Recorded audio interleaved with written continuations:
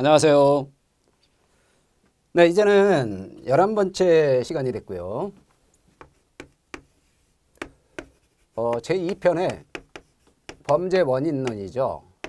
여기에 보면 제3장 범죄 원인론의 심리학적 원인론입니다. 여기에 제4절 심리생물학적 관점, 여기부터 보도록 합니다.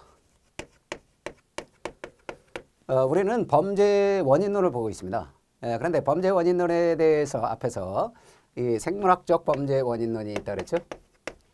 범죄 원인론은 생물학적 범죄 원인론이 있다. 생물학적 범죄론이라고 그러죠.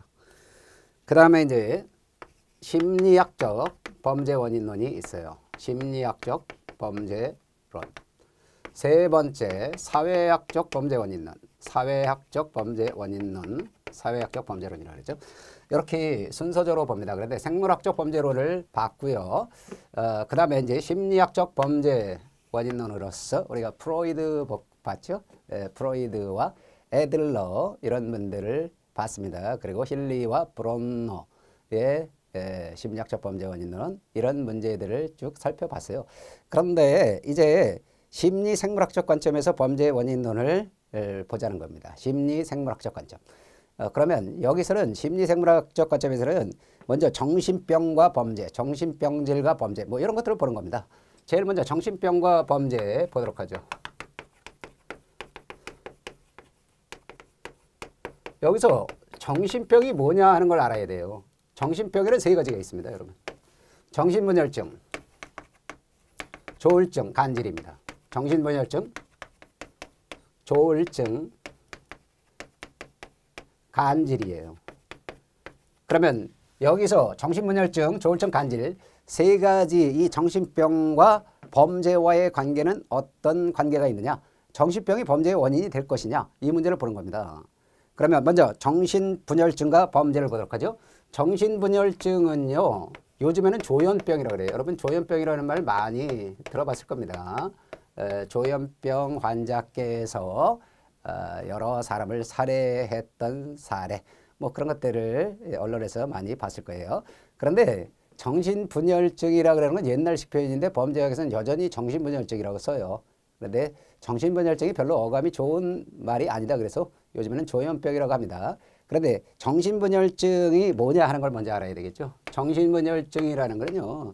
뭐 피해 망상 이런 거 망상 환각 이런 거에 의해서 이상적인 그런 태도를 보이는 정신병의 증상을 말합니다. 그러면 자 피해 망상 교과서에 보면은 피해적 망상 환각 이런 거 나오죠.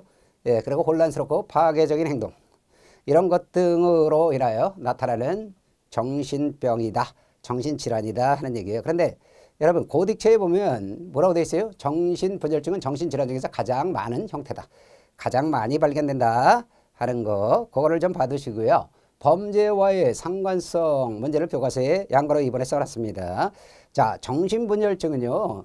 이 사고 과정이 비합리적이라고요. 그러니까 정상적인 사고를 하는 게 아니라 비합리적인 사고를 하게 되고요. 그 다음에 괴이한 사고 방식을 갖고 있다. 괴이하다는 건 이상하다는 거죠.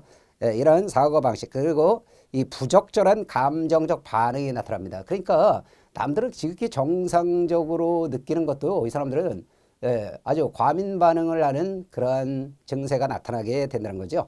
이런 것으로서 이 사람의 사고가 통제불능 상태가 되고요. 혼란스러워요. 그래서 많은 위협적인 면이 있다는 겁니다. 그러면 정신병 분열증을 나눌 때요. 정신분열증을 4개로 나누어요. 먼저 단순형, 그 다음에 파과형이라 그래요. 단순형, 파과형.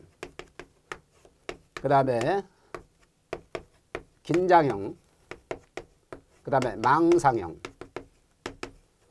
이렇게 4가지로 나눕니다. 그래서 단순형, 파과형, 긴장형, 망상형 4가지 정신분열증이 있는데 이 중에서 정신분열증에서 가장 중시되는 게 뭐겠어요 여러분?